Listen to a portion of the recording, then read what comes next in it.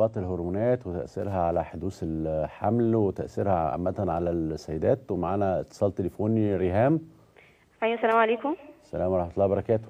لو سمحت يا دكتور، انا حملت 4 مرات. ايوه مره حمل ومره سقط، مره ولاده ومره سقط.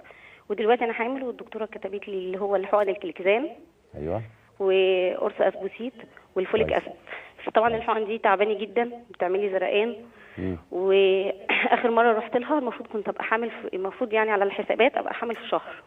اوكي. قالت لي الحمل مش جايب شهر وعامل 3 اسابيع. اه حضرتك عندك انا مش الدورة عامة منتظمة ولا مش منتظمة؟ يعني 28 30 يوم كده حضرتك معاكي دايما يعني. طفلين ولا معاكي طفل واحد؟ معايا طفلين طفلين ومرتين سقط. والطفلين دولت أعمارهم قد إيه؟ اول واحد 6 سنين ونص والتاني 3 سنين ونص. واتولدوا كان في أي مشاكل وقت الحمل؟ كان في لا حجمهم خالص. صغير؟ لا، الطفل الاولاني كان عادي جدا، مفيش اي مشكله. الحمل اللي بعده سقطت، وابتديت اخد بعد كده الاسبوسيد من بعد السقط. اوكي. وبعد كده الحمل اللي هو بعده كمل، وبعد كده حملت مره كمان وسقطت. ودلوقتي انا حامل. سقطتي في قد إيه؟ في 2.5 شهور. اوكي.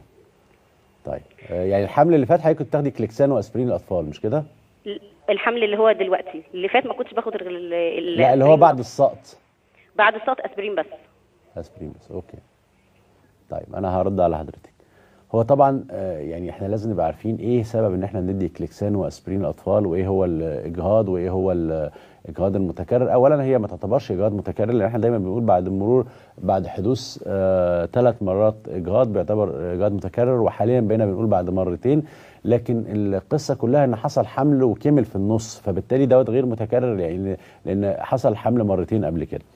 هي القصة كلها ان هي ممكن يكون السبب في عدم حدوث الحمل او عدم اكتمال الحمل اللي فات هو الاجهاض اللي كان موجود، وجود اجسام مضادة.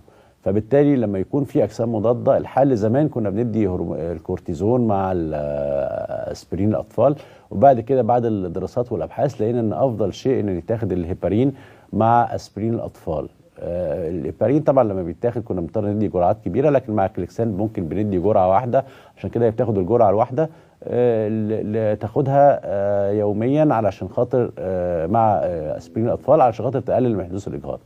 الفكره كلها انها بتقول لما عملت لها الاشعه التلفزيونيه لقت ان حجم الجنين اصغر من حجمه شويه. هو طبعا ده ممكن يكون راجع لحاجتين، يا اما يكون هيحصل اجهاض مثلا واحنا مش والجنين مش مكتمل، او يكون التبويض حصل في وقت متاخر شويه. عشان كده دايما بيقولوا في الحالات اللي زي كده لازم نصبر شويه، ما ينفعش ان احنا نعمل لها عمليه او اي حاجه دلوقتي، احنا نصبر اسبوع او اسبوعين ونشوف اذا كانت الجنين اكتمل ولا لا، لان في بعض السيدات بالذات اللي عندهم عدم انتظام في الدوره ممكن التبويض بيحصل متاخر. ففي الحالات اللي زي كده البويضه بتلتقي بالحيوان المنوي في وقت متاخر شويه، فبالتالي كل الاوقات بتكون متاخره اسبوع او في بعض الاحيان اسبوعين. فانا اقول لها ما تقلقش وتستنى اسبوع او اسبوعين وتعمل اشعه تلفزيونيه وتشوف ايه الاخبار. معانا اتصال